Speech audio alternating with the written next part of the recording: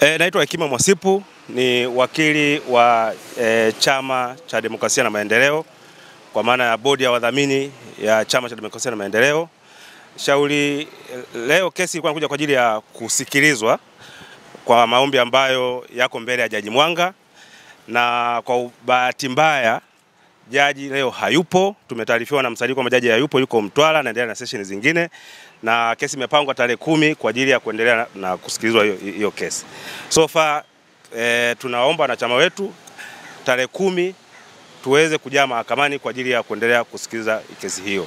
Hayo ndio yaliyojiri leo katika mahakama mbele ya msajili tarehe 10 mwezi wa 7.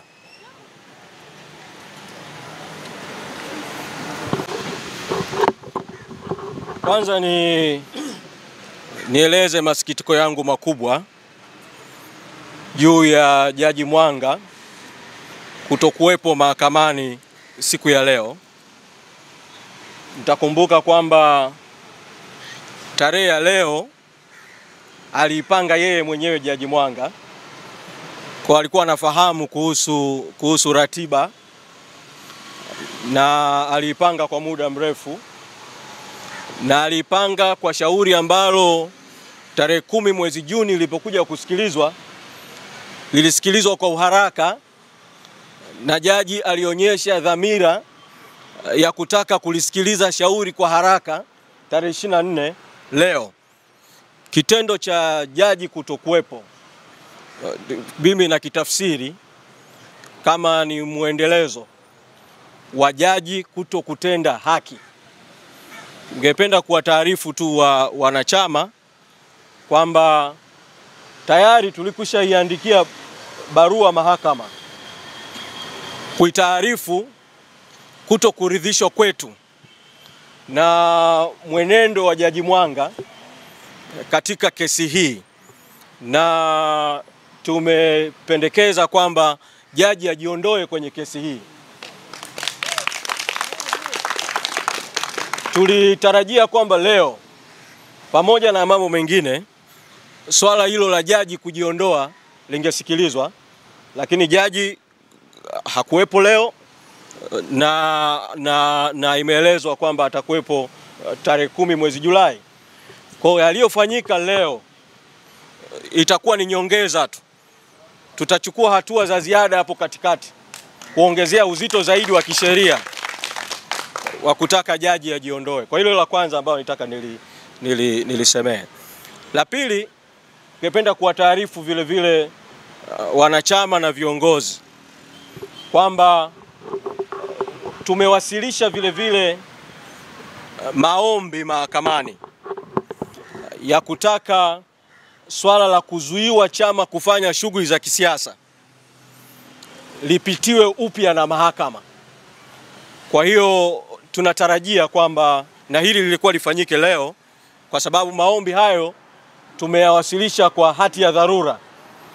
Tulitarajia kwamba leo kusingeendelea kwanza kusikilizwa lile shauri la msingi, kungeanza kwanza kusikilizwa maombi yetu ya kutaka uamuzi ule wa awali wa jaji uweze kuondolewa.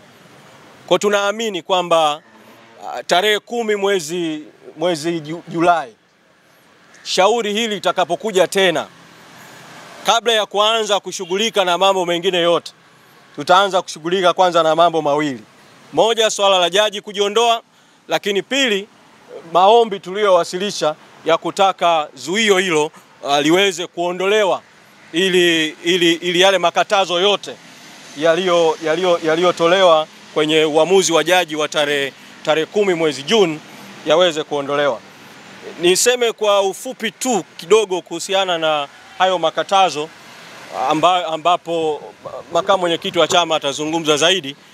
Tarehe 10 mwezi Juni jaji alitoa amri mbili. Amri ya kwanza ilimhusu katibu mkuu wa chama na bodi ya wadhamini kuzuiwa kuitisha shughuli za kisiasa au kushiriki shughuli za kisiasa. Nataka kuwafafanulia tu wanachama wa Chadema kwamba amri hiyo ilihusu bodi ya wadhamini na katibu mkuu wa chama, haihusu wanachama na viongozi wengine kuendelea na shughuli za kisiasa za chama bila kutumia rasilimali za chama.